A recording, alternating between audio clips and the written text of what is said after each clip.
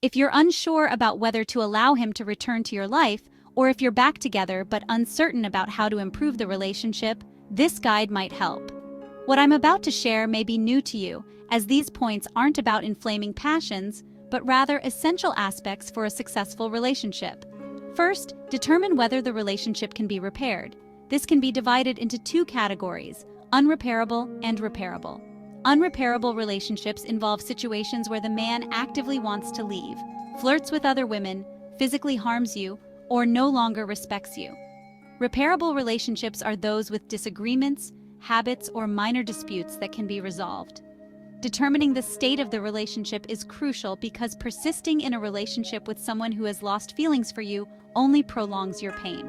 The more you depend on such a person, the less the situation improves. It's like trying to grow roses in the desert. Your effort to maintain a relationship isn't wrong, but persisting with the wrong person is. The right people to be with are those who still care for you and respect you. Once you've identified the state of your relationship, the next step is to agree to make changes together when you decide to continue with the relationship. If this step is omitted, the reasons for the initial breakup will persist, leading to another split. Discussing the differences between men and women, it is often observed that hurt women tend to become more dependent, whereas hurt men usually show less emotion. Therefore, it's important to agree on certain actions to improve the relationship, rather than letting things continue as they have been. However, I've noticed that many women often agree to reconcile without requiring the man to change anything. This could be due to a lack of understanding on how to effectively address issues, which can lead to ineffective results. To determine if you're effectively addressing issues, consider the following scenarios. First, he doesn't make any changes. Second, he makes changes, but they are minimal and seem forced. Third, he makes changes but soon reverts back to his old behaviors. To overcome these scenarios, you need an effective method of addressing issues.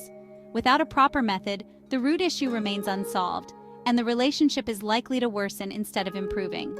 I'll share this method in another video. Next, it's crucial to follow a proper dating roadmap. This is important because resolving conflicts and adjusting relationships are just small parts of the entire dating process. After resolving issues, the next step is to build feelings and emotions between the two of you. If you don't date properly, the man's emotions may wane, and your current troubles could stem from improper dating. Correct dating methods can help avoid old problems and reduce emotional troubles to a minimum. So when considering giving a man a second chance, you need to do 3 things. First, determine whether the relationship can be fixed. Second, if it can be fixed, both of you need an effective method for addressing issues. Finally, date correctly to prevent old problems from recurring and avoid future breakups. In reality, women often quickly accept a man's return, typically because of emotional dependency. However, a woman of worth derives joy from a positive relationship, not just from a man's return. Thus, when a man comes back, she pauses to consider the future of the relationship. Many may wonder, if he returns and promises to change, should I believe him? The answer lies in his actions, not his words. His behavior and changes should be observed to determine if the relationship is worth pursuing. Furthermore, I suggest not using the term breakup casually. Women often use it to incite change in a man, while men typically use it to genuinely end the relationship. Thus, if you've initiated a breakup, think carefully before giving the person another chance. I hope this helps you gain clarity and make the right decision during this crucial stage of your relationship. If you found this guide helpful, please like it to help us reach more people, as YouTube's algorithm favors videos with many likes. Don't forget to subscribe to our channel for more informative content.